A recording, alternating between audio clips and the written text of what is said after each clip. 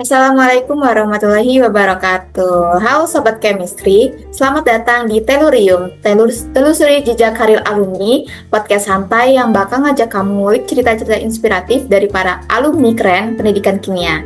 Nah, podcast ini dipersembahkan oleh Departemen Penelitian dan Pengembangan HMPS Pendidikan Kimia yang selalu semangat jadi jembatan antara mahasiswa dan dunia pasca kampus. Nah, di sini kita nggak cuma ngobrol soal karir, tapi juga nyari insight, motivasi, dan juga tips-tips dari kakak-kakak yang udah lebih dulu jalan di depan kita nih. Jadi siapa tahu abis dengerin ini kamu jadi makin mantap nentuin arah setelah lulus nanti. Nah, langsung aja yuk kita sambut narasumber kita hari ini, yaitu alumni yang kece, ada Kak Intan. Halo Kak, selamat malam. Selamat malam. Oke Kak, boleh perkenalkan diri dulu Kak. Oke, halo, assalamualaikum teman-teman. Malam. Kenalin, nama aku Intan. Aku alumni pendidikan kimia. Aku masuk tahun 2019. Sekarang aku ngajar di sekolah. Aku di SMK Muhammadiyah 4 Sukoharjo. Aku ngajar IPAS. Oh, baik. Kak, dulu kan milih di pendidikan kimia ya, Kak. Kenapa sih akhirnya Kakak mutusin buat ambil jurusan pendidikan kimia? Emangnya udah cita-cita dari dulu atau gimana, Kak? Oke.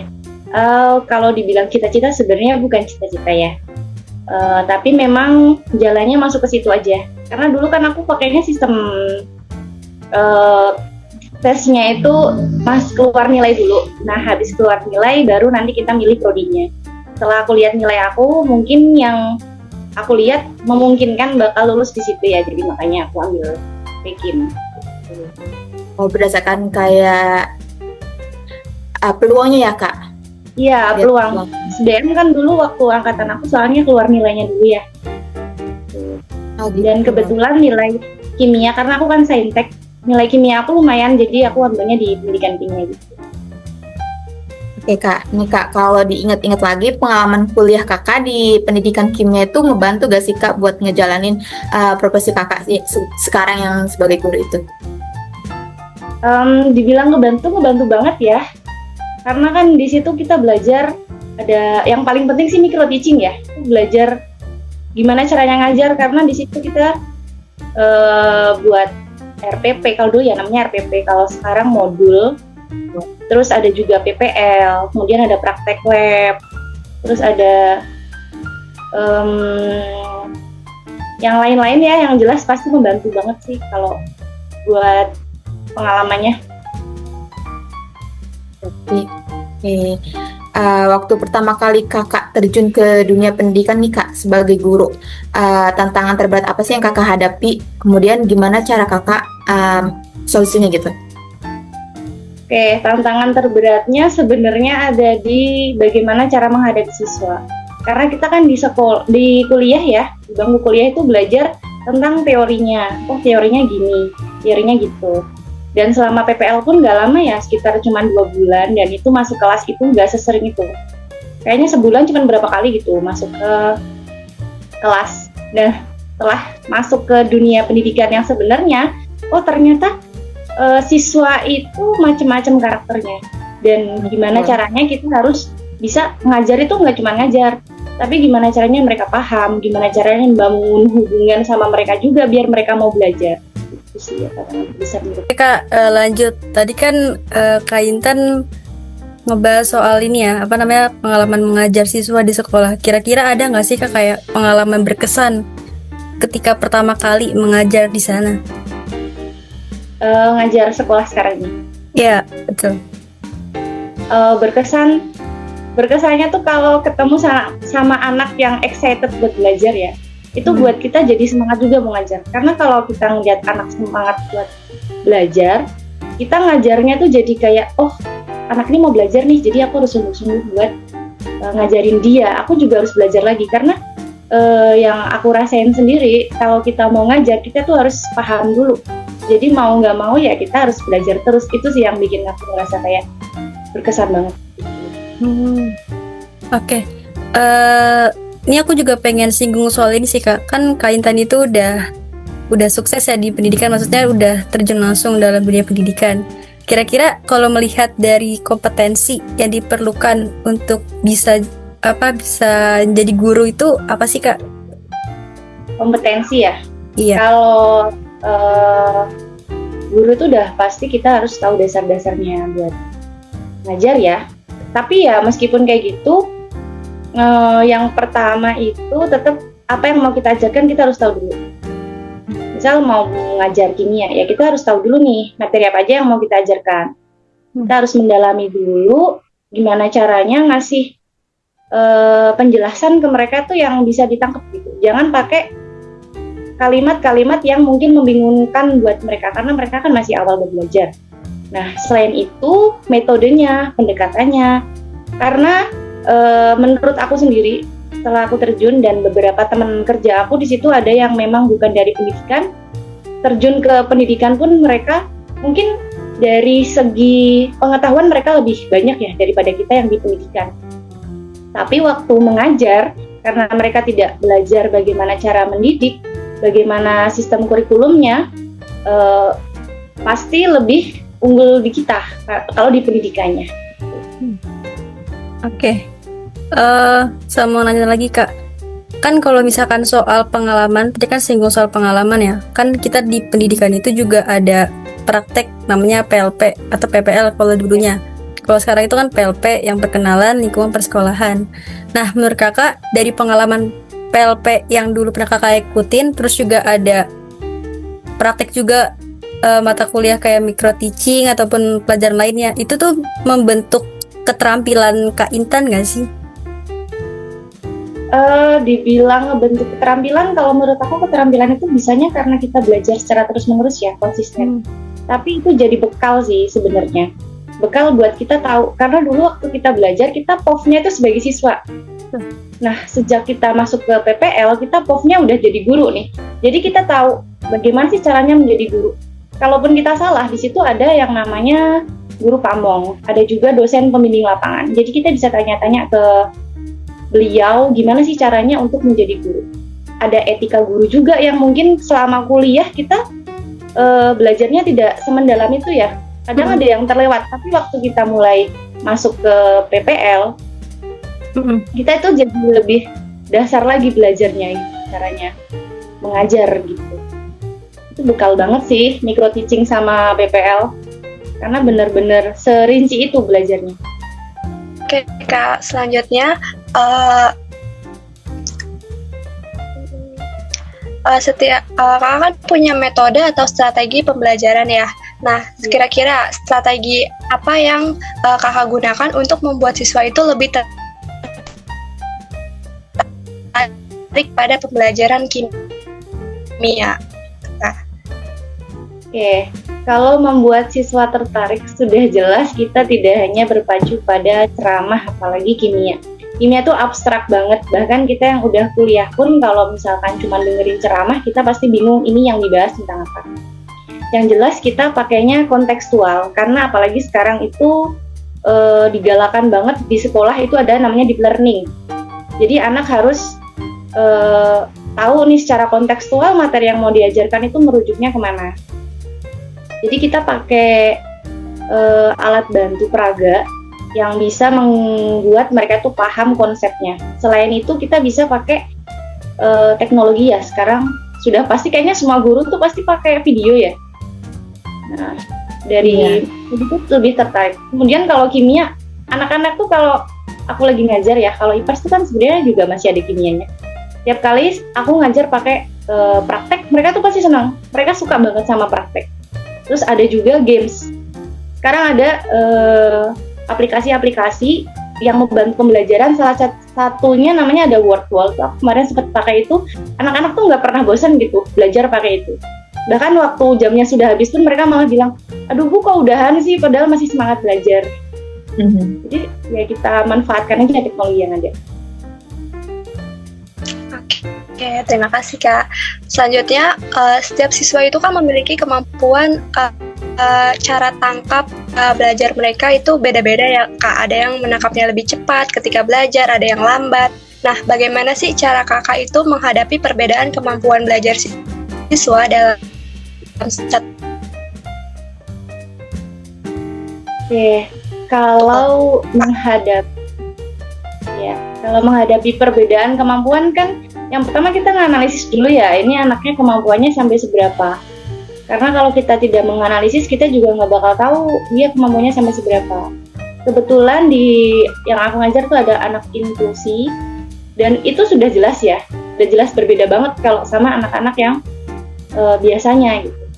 Karena kita tahu anaknya mungkin berbeda, ya mau nggak mau cara kita mengajar pun berbeda. Kemarin sempet ya dalam satu kelas itu aku buat ada diskusi kelompok, tapi ada si anak inklusi itu dia udah pasti nggak bisa ngikutin teman-temannya. Jadi ya mau nggak mau tetap ya nggak ada perbedaan buat dia tetap diikutkan ke dalam satu kelompok, tapi mungkin pendekatannya untuk khusus dia aku kasih tugasnya yang berbeda, yang agak ringan dari teman-temannya. Jadi dalam satu kelompok itu yang lainnya tugasnya sama, tapi di dia aku bedakan karena memang aku udah tahu kemampuan dia seberapa. Selain itu, ada juga yang namanya pembelajaran diferensiasi. Kita lihat anak itu lebih suka pakai metodenya apa. Kadang aku kasih pilihan, ada poster, ada video, kemudian ada PPT. Nanti aku buat nih pilihan kelompok ini maunya belajarnya pakai yang mana. Jadi dalam satu pembelajaran, misal dalam satu materi, misal misal tentang makhluk hidup. Nah, di satu materi itu anak-anak menyajikan tugasnya itu berbeda-beda sesuai dengan minatnya dia, sesuai dengan kemampuan belajarnya dia. Karena dalam satu kelas pun memang beda-beda ya kemampuannya, lebih sukanya yang mana. Jadi kita tinggal ngikutin siswanya aja. Jadi kayak dianalisis dulu ya Kak. Iya betul. Oke Kak, sejauh mana sih Kak program studi pendidikan kimia ini mempersiapkan Kakak buat menghadapi dunia kerja gitu? Oke, kalau dibilang sejauh mana ya, aku sebenarnya bersyukur banget ya. Meskipun kalian tahu, tadi aku jelaskan dari awal kalau memang sebenarnya bukan cita-cita aku masuk ke pendidikan kimia. Tapi ternyata setelah aku masuk ke pendidikan kimia, terus aku keluar, aku masuk ke dunia kerja, oh ternyata kepake banget ilmu-ilmu yang aku dapat dari situ. Memang di pendidikan kimia itu disiapkan juga ilmu yang pengetahuannya, prakteknya, kemudian karena mungkin lingkungannya ya dari teman-teman juga, jadi itu ada lingkungan yang bikin kita jadi pede buat ngajar. Yang namanya guru tuh harus pede ya. Nah itu lingkungan di PKIM tuh benar-benar ngebentuk karakter kita juga sih menurut aku. Berarti banyak membantu gitu ya Kak? Iya banyak banget sebenarnya. Menurut Kakak ya Kak, gimana sih caranya buat membangun komunikasi yang efektif antara guru, kemudian siswa dan juga orang tua siswanya Kak? Oke. Kalau komunikasi yang efektif ya, kita kan pasti tahu ya karakter orang itu berbeda-beda. Iya betul. Iya, karena karakter orang yang berbeda-beda, di sini kita sebagai guru kan istilahnya sebagai penengah, kita sebagai wakil dari sekolah untuk siswa dan orang tuanya. Yang harus kita tahu ya bagaimana karakter anaknya dulu nih. Kalau kita tahu karakter anaknya, kita jadinya tahu gimana caranya membangun komunikasinya, mau tipenya yang seperti apa. Karena ada anak yang tidak bisa kita berbicara secara keras, ada anak yang kalau kita berbicara harusnya tegas. Jadi nanti kita perhatikan dulu, itu yang pertama dari anaknya dulu. Dari situ kita akan tahu karakter orang tuanya seperti apa. Terus sekarang juga sudah ada WA ya. Kalau dulu zaman aku sekolah itu nggak pakai WA sih, lebih langsung ketemu gitu. Kalau sekarang ada WA, kita apa-apa ngobrol menggunakan WA, bahkan sekarang perizinan pun bisa menggunakan WA. Jadi itu komunikasi menurut aku efektif banget karena ada teknologinya. Berarti dari siswanya dulu ya Kak, baru kita bisa tahu karakter dari orang tuanya kayak seperti apa gitu. Kemudian Kak, bagaimana sih Kakak buat menjaga motivasi diri biar tetap semangat jadi pendidik Kak? Oke. Kalau motivasi kayaknya harus dibangun setiap hari ya. Karena kadang kalau kita udah pulang kerja, ketemu sama banyak orang, capek rasanya, aduh males deh gitu. Apalagi kalau bangun pagi, kita masa sekolah bangun pagi jadi guru harus bangun lebih pagi lagi, apalagi yang namanya guru berangkat harus lebih pagi daripada siswanya. Motivasinya ya ditanamkan dalam diri kalau ya Allah aku mau ngajar, ini niatnya mau cari cari apa ya? Menyebarkan ilmu. Iya, mau menyebarkan ilmu. Bismillah. Semoga aku diberi semangat terus sama Allah. Apalagi kalau misalkan kita habis marah-marah sama anaknya kemarinnya, terus sekarang harus ketemu lagi sama anaknya. Bismillahirrahmanirrahim. Aku pasti bisa. Aku niatnya ikhlas. Pokoknya tanamkan aja dalam diri. Setiap hari kasih afirmasi positif. Kita diniatkan niatnya mau apa. Kalau memang kita butuhnya uang ya karena memang kita butuh uang ya. Tidak usah munafik gitu. Kalau misalkan kita ya sebagai guru juga selain itu karena insya Allah ya dapat pahala, kita mau cari pahala, diniatkan aja setiap hari, pokoknya ucapkan aja afirmasi positif. Mau nanya dong Kak, kan kalau Ya, misalkan di aplikasi ini kan ada kayak pembelajaran teori yang pernah Kakak pelajarin di kuliah, terus sama ternyata Kakak praktekin juga di sekolah, tuh kira-kira ada perbedaannya nggak Kak? Kalau perbedaan pasti ada perbedaan ya, karena kalau teorinya tentang strategi pembelajaran tuh apalagi sintaksnya udah pasti jelas kayak gitu ya, udah pasti runtut dari pembukaan sampai penutupan, udah ada. Bahkan kalau bikin modul pun sekarang masih tetap sama kayak gitu. Tapi ternyata di lapangan kadang anak-anak tuh nggak kondusif, nggak kayak yang kita harapkan gitu. Bahkan waktu pun kadang kurang. Jadi mau nggak mau kita harus cari solusi. Oh, gimana caranya kita bisa mengatur waktu? Karena kalau nggak kayak gitu ya bisa bubar itu yang sudah kita buat sintaksnya. Jadi ya pinter-pinternya kita buat manage, karena memang kondisi nyatanya siswa itu kadang tidak sesuai sama yang sudah kita rencanakan sebelumnya. Aku mau tanya dong Kak, Ya, gimana Kakak itu terus mengembangkan diri sebagai pendidik gitu Kak? pengembangan diri sebagai pendidik, kembali lagi kalau kita mau mendidik, kalau kita mau mengajar, kita harus terdidik, kita harus terpelajar dulu. Jadi jangan merasa berbangga diri kita sudah punya banyak ilmu, tapi teruslah belajar biar kita terus berkembang. Karena kalau misalkan kita tidak belajar, ilmu kita bakal segitu-gitu aja. Bahkan kalau aku sendiri ya, sambil ngajar itu ujung-ujungnya juga aku sambil belajar sama siswa-siswa.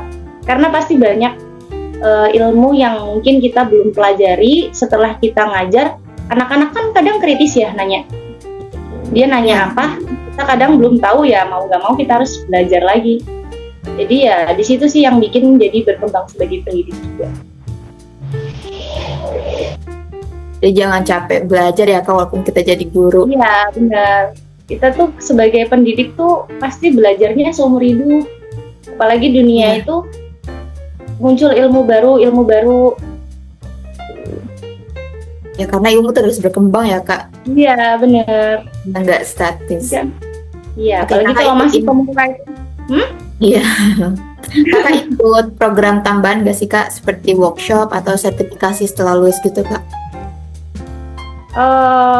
Enggak ya, aku enggak ikut. Berarti buat mengembangkan diri tadi mungkin belajar secara mandiri aja ya Kak? Oh, kalau workshop sebenarnya di sekolahan yang aku ajar, dia kemarin ikut sekolah itu pusat keunggulan ya. Nah, di situ mewadahi guru-guru untuk ikut workshop. Ya, ikut workshop itu dari sekolahan. Sering itu. Jawabnya tentang, Jadi ya pengembangan dari situ. berarti tentang kayak bahan ajar kayak gitu-gitu ya Kak? Iya, apalagi kurikulum tuh berubah-ubah terus. Ini sekarang ganti menteri lagi nih, nggak tahu nanti setelah ini ada program apa lagi ya. Kemarin terakhir deep learning masih dilanjutkan, kurikulum merdeka juga.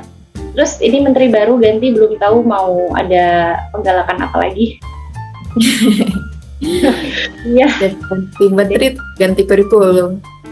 iya. Akhir nih Kak, ada saran nggak sih Kak buat kita nih mahasiswa pendidikan kimia yang masih kuliah agar lebih siap menghadapi karir di masa depan nanti? Oke, kalau saran ya, tergantung nanti coba kalian maunya setelah lulus mau ke bidang pendidikan atau di bidang luar pendidikan. Kalau emang kalian mau terjun ke pendidikan, saran aku kalian banyak-banyak cari info tentang guru-guru di Indonesia ya, tentang pengangkatannya. Kalau kalian mau P3K juga silahkan dipelajari itu regulasinya bagaimana, karena setiap tahun pasti berubah-ubah itu. PPG-nya juga itu dicari infonya terus, soalnya infonya ada katanya 2026 atau 2027 udah nggak ada PPG Prajab apalah segala macam. Kalau emang kalian minat di dunia pendidikan, silakan kalian cari info yang banyak, itu juga banyak gitu. Tapi kalau misal kalian maunya di luar pendidikan, saran aku magang. Di pendidikan itu di kita nggak ada magang, kita cuma ada PPL. Tapi nyatanya kalau kita mau keluar dari dunia pendidikan, yang dibutuhkan bukan ijazah, bukan transkrip nilai kita ya, tapi magangnya itu pengalaman magang kita. Jadi pastiin dulu kamu maunya kemana. Kalau mau ke pendidikan ya cari info tentang pendidikan, kalau mau di luar bidangnya ya magang. Soalnya susah ya di pendidikan kalau mau lintas, kecuali kita punya pengalaman buat magang. Lebih gali-gali informasi aja ya Kak, minat kita kemana. Iya, siapin diri aja gitu. Karena itu dua hal yang berbeda ya. Susah kalau misal pendidikan terus tiba-tiba mau linjur, nggak semua perusahaan mau soalnya dari pendidikan itu.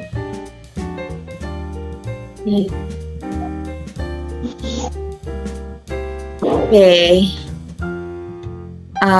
Udah nggak kerasa ya Sobat Chemistry, obrolan kita hari ini penuh banget sama cerita-cerita menarik dari Kak Intan.